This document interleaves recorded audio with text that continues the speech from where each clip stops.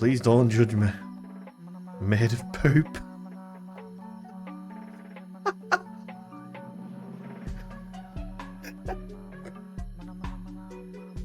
What?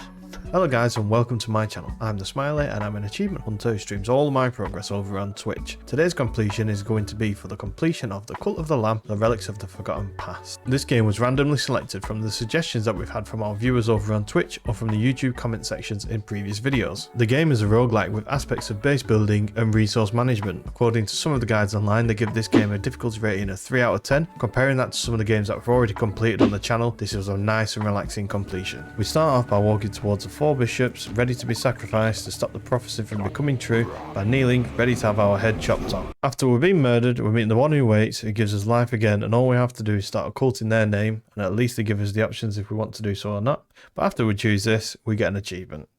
Achievement unlocked! And it's popping up on the stream, yes! After we get brought back to life, we start our journey with a tutorial section which teaches us the controls, teaches about the resources, and how we can find and locate members to join our cult. After recruiting our first follower into the cult, we get an achievement. Achievement unlocked, first follower. Let's go. And we'll learn about the base and different types of buildings we can unlock, but more on this later. For now, we made a move into our first dungeon, the Dungeons of Darkwood, which consists of randomly generated rooms with enemies in each room, and we need to defeat all of them before we can move on. We can also find rooms that help us like Clawneck, who gives us a random tarot card, and each one has different abilities to help us on our way. Reaching the end of a section of the crusade, we have different paths to the end. Each path will have different rooms, which can be either combat rooms, healing rooms, shops where you can unlock stuff for your base, or resource rooms. But each path does lead to a boss, and upon defeating the boss, we get our first achievement. Alright, achievement unlocked, death to non-believers. After each crusade, we return back to the cult, and here's where we can start to build our camp, where we build a shrine. With the shrine, we collect devotion off our cult, which unlocks more buildings. Once we've got enough devotion, we can then start building a temple, in which we can perform sermons, unlock more crown abilities, perform rituals, unlock more rituals, and use commandment stones to declare new doctrines. Performing sermons increases the loyalty level of the cult, and once we've got enough loyalty, we can use it to unlock abilities, which starts on the crusades. After the first sermon, we unlock an achievement. Preacher of Truth. Achievement unlocked. But for now, we have a few things we need to manage in the cult, which is faith. We need to make sure that our cult is happy with what we're doing. Different things can impact faith, such as starving your cult, so you need to make sure that you're looking after their hunger. There's different types of meals that you can cook, and some do impact faith and some do increase faith. Later on in the game, we'll also need to manage sickness in the cult by cleaning up vomit and poop. Once we've done all the maintenance within the cult, we'll go on to another crusade. Here we are given a random weapon to start off with. Partway through this crusade, we meet another character that can help us, which is Ratal, who teaches us about fervor and also the ability to use curses. Curses are special moves which do use further, and each time you kill or hit an enemy, they will drop further so you can replenish the bar. Every time we start a new crusade, we'll be given access to a random curse as well as a random weapon. Once we've increased our followers to 5, we'll get an achievement for this. The Flock Grows achievement unlocked. Each time we head back to the cult, we need to complete a daily routine, which consists of collecting the devotion from the shrine, interacting with all the followers to praise them daily, performing a daily sermon. It's time for the sermon. Performing any rituals which can help with the faith of the cult, or it can decrease the faith of the cult depending on the ritual. After completing the daily routine, you'll see that the map increases, so then we can head up to Ratal's Lonely Shack. Along with Ratal's Lonely Shack, there are 5 other locations that we can unlock on the map. Speaking to Ratal at the Lonely Shack, he introduces us to Knucklebones, which is really a basic game, but it's very addicting. Although the NPCs do cheat at it, whilst we roll 1s, they roll 6s. Could we just have a moment to like think how ridiculous my rolls were? 1, 1, 1, 1, 1. You got 6s and 5s. Rigged. The aim of Knucklebones is to roll a dice, place them on your grid opposing to your opponent's grid. If you or your opponent places a number in the same column as yours or theirs, each number, which is the same, will be deleted. By placing the number that you already have in your grid on the same column, the score is multiplied, and when one of our grids is full, whoever has the highest score wins. Finally. Beating Ratal here will unlock an achievement. Game of Chance achievement unlocked as well. Back into the Crusades and back into Darkwood. We have skipped a little bit further, so we're on to our 4th Crusade now. During this Crusade, we meet the Fisherman, who unlocks the second area of the map, the Pilgrim's Passage. If you've done enough of the Crusades in that specific dungeon, you'll be able to face off against the first of the 4 bishops. First bishop being Lesher, who's quite easy to take down compared to some of the rest. Oh my word. Come on, it's almost dead now. After defeating Lesher, we get another achievement. See no evil achievement unlocked. Each of the bishops also drop their hearts when they are defeated, which we can use to unlock crown abilities from within the temple. At this point, we needed a few more followers in order to unlock the next dungeon, so we went on another crusade in Darkwood to rescue more followers. After this crusade, we were interrupted on our way back to the cult by the one who waits. They gave us the ability to perform a ritual to sacrifice one of our followers to become stronger.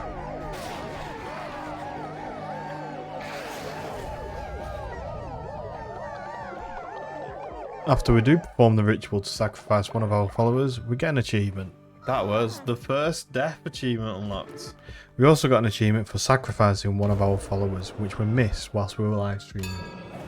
After the ritual has been complete, you also get bones and follower meat that you can cook to feed the cult. Achievement unlocked Cannibal. Onto the second area now, which is Pilgrim's Passage, where we meet the fisherman, who teaches us how to fish and asks us to catch one of each fish, which comes with an achievement. Then we're going to the lighthouse, where we deposit lumber into the furnace to set ablaze. Whey! Achievement unlocked, Bringer of Light. Back to the Crusades, which we need to unlock Anura, so we need to make sure we have enough followers so we can perform a ritual to unlock this section. Here is where we meet Clonic, who teaches us about rituals that can be used within battle rooms to take down enemies, or there is defensive rituals which help by giving you hearts, but each ritual does require a charge up time. We also meet the Mushroom People, who unlock the next area on our map, Spore Grotto. Onto the bosses for the area. Gusion. Chicken Gusion. We need to do the same thing we did at Darkwood, so keep running through Crusades until we've defeated the bosses enough times to unlock the Bishop for Anura. Back into the cult now, where we perform our daily sermon and our other daily activities, collect our divine inspiration, and also show our cult members that we don't have favourites, so they can rebel against us. How did he run over to poo? Spore Grotto, where we can meet Sozo, who teaches us about brainwashing our cult members with mushrooms. Back into fishing now, where we catch the remaining fish we need to get the shards for the Holy Talisman. And once we've got a full Holy Talisman, we can use these to unlock fleeces back in our cult. First fleece we unlock being the Golden Fleece, but more about this specific fleece later on. Achievement unlocked as well, Transform. We meet a couple more characters along the way now, such as Helob, who sells us followers that we can pay for with gold in order to rescue them. If we don't, then he will eat them. We then meet Flinker, who goes back to the Lonely Shack to play Knucklebones. And finally, we're on to the Bishop of Anura, which is Hecate. As you imagine being the second of the bishops, Hecate is a lot more challenging than Lesher. Big frog looking thing. And once we've taken Hecate down, we do get another achievement. Get in! Speak no evil achievement unlocked. To defeating Hecate, we also get to pick up the Heart of Heretic, where we can unlock another crown ability. Again by the one who waits, who congratulates us on our fight. We then head to the Lonely Shack to take on Flinky at Knucklebones, and once we've beaten Flinky, we get a tarot card as a reward. After getting enough followers, we can perform another ritual to unlock the third area we can start Crusades in, which is Anchor Deep. Doing the same thing here to unlock the Bishop by running through Crusades. But here, once we've got another follower from our run, ooh, achievement unlocked! Flock of Many. Got an achievement for 10 followers. In Anchor Deep, we also meet Clunko and Bop, who go back to the Lonely Shack so we can take them on at Knucklebones and beat them. We also meet Plimbo, who unlocks the next area on our world map, Smuggler's Sanctuary. Plimbo teaches about Eye of Witness, which we get from defeating witness bosses in Crusades that we've already completed the Bishop for in that area. So returning this to Plimbo will reward you with a Holy Talisman shard that can be used to unlock more fleeces. After completing enough Crusades in Anchor Deep, we unlock Calamar, who can face off against. Being the third bishop that we can face off against, Calamar is a big step up in difficulty compared to the first two bishops that we've already faced off against. But defeating Calamar, we unlock another achievement. Jesus. Hear no evil achievement unlocked. After defeating Calamar, we're back to the cult to complete our daily routine, and once we've got enough followers, we can perform the last ritual to unlock the final area, which is the Silk Cradle. After one of our first runs in Silk Cradle, we do get ambushed by another character whose uncle also forgot the name. On the next crusade, we come across the final section to unlock all areas of the map, and with that we unlock an achievement. Oh, achievement unlocked! Whee. And moving on, we come across Shroomer, who returns back to the Lonely Shack so we could take these on at Knucklebones. 6 or a 4, I think, or 1.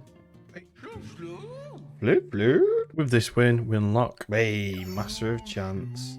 After we've completed enough crusades to unlock the 4th and final bishop, we can finally take on Shimura, the big spider bishop. After defeating Shimura, the achievement is ours. Oh, that was close, weren't it? Achievement unlocked, think no evil. Go on then. On our way back to the cult, we are ambushed once again by the one who waits, who confirms that he's happy with us for freeing him by defeating all 4 of the bishops throughout the crusades. Back at the cult, we built a confession booth so we can take confession from our followers, which helps to level them up, and for doing so... Wait! Achievement unlocked for us all. Keeper of Secrets. Now, we need to get up to 20 followers, and once we've got that many... Oh, achievement, Flock of All. And with those followers, we can use all 20 of them to perform a final ritual, which gives us access to take on the final boss of the game, who is the one who waits. Before we get a chance to face off against the one who waits, come at me then, Bale.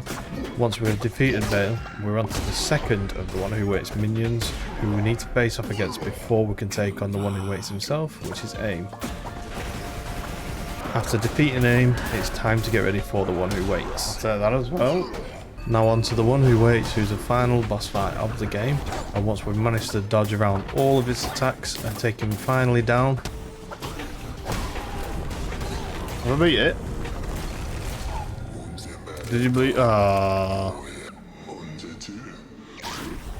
We thought that we'd finally defeated the boss and completed the game. However, that was just the first stage of the fight.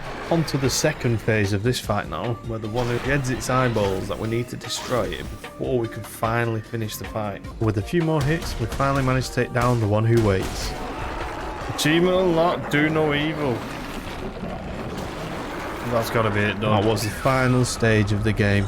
And as with such a merciful cult leader, we chose to murder the one who waits.